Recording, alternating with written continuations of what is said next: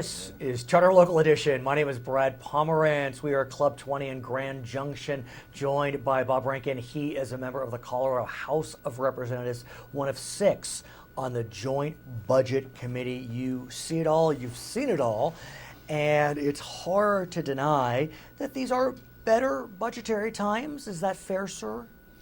They are better budgetary times in the sense of the economy. Right. But we still have real challenges in Colorado because of various constitutional and statute limitations. Let's talk about them. I want to focus on Tabor, and I want to focus on Amendment 23, which in a lot of ways seem conflicting if you look at kind of the policy behind them. We'll start with Tabor, passed, I guess, in the early 90s, and it creates a situation whereby a state spending can only increase based upon population growth, adding in inflation. So even if the economy is doing better, you don't get to keep the extra largesse. That has to be refunded. I mean, it's nice to get the refund check, but how do you manage that as a member of the Joint Budget Committee? Well, we are forced by the Constitution, by Tabor, to actually refund that money. Right. At the same time, in the Joint Budget Committee, we have a line of lobbyists and school superintendents Of course you do. telling us they need more money, and they don't always understand that conflict or the dilemma. So, and when you talk about we're squeezed. The school superintendents, they have their own constitutional amendment to point to, and that's Amendment 23, which requires that the educational budget increase at the rate of enrollment plus inflation.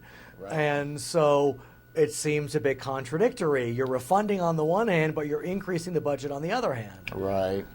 Well, a few years ago in state government, before I got there, we invented something called the negative factor. So the negative factor means that we go back to Amendment 23, figure out what the total program allocation should be for a district, and then we subtract about 13%. And as you know, the negative factor is in court. Colorado Supreme Court is looking at the constitutionality of the negative factor. I'm not a prognosticator. I used to be a lawyer, but I think it could go against the state in terms of the constitutionality of negative factor, and if that does, that could present some real challenges, especially with an improving economy. And so where do you go with that? Well, higher education, support to our universities, is not protected by the Constitution. Probably the first thing that would happen is we would take away what small subsidy we have left to higher education. Sure. And then we go look at every other program. Perhaps we have to dig into our 6.5% reserve to fund that. But it would be it would just be a very serious. It would be like the state budget hitting a wall. We're on a bus headed for a big concrete wall. What do you think the Colorado Supreme Court will do? I don't know. Yeah. That's a fair answer, but yeah. It's hard. Do we know? Is there a contingency plan? Well, I just described it to you. It would be to defund higher education and take some money out of reserves, and we would probably, that would probably precipitate a ballot initiative to the voters to try to raise additional taxes to cover that, because it would be very evident to the voters at that point in time that we were in trouble. So let me ask you about one potential initiative. You remember Referendum C back in 2005. That allowed, I guess I'll call it an exemption from Tabor. It allowed the state to keep certain revenues and spend them internally despite the Tabor limits. Is that a fair explanation? Well, I would describe it as resetting the Tabor limit, because we maintained the concept of Tabor. In other words, we just reset the limit, because in really down years, the limit would ratchet down. Well, what Referendum C did is say we're just going to keep it flat instead of letting it dip. For about 5 years? And then it maintained after that. Right. So we really just reset the limit. Now, we could do that again. Right, that's the question. Yeah. Should we redo that? But the situation's different now. In that case, we had less revenue, and Tabor would dip down. Now we have more revenue that's exceeding Tabor, so it's a different situation. We need to find a different solution. What about looking toward amending Amendment 23? Is that a potential formula? Possibly. There's talk about that. I personally feel that there is a floor for funding public schools that we should not go below. Okay.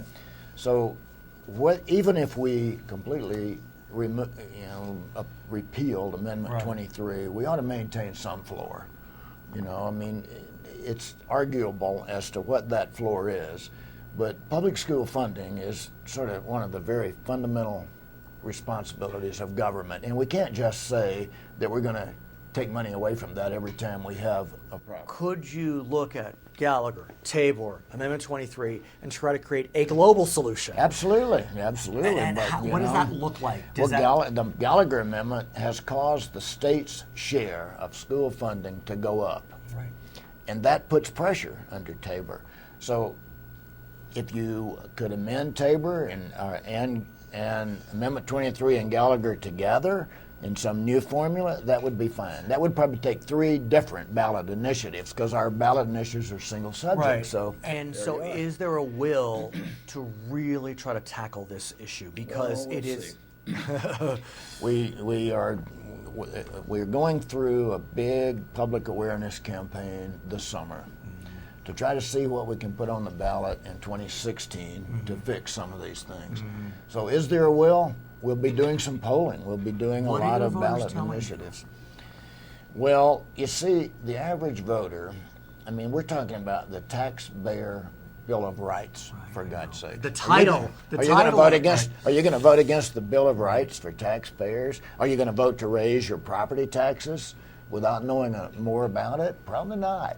But you get what you pay for in the final analysis. The will of the voters is going to have to get tested. We're going to have to do a lot of polling. We're going to have to do a lot of public awareness to find out. And we don't even know what the right fix is.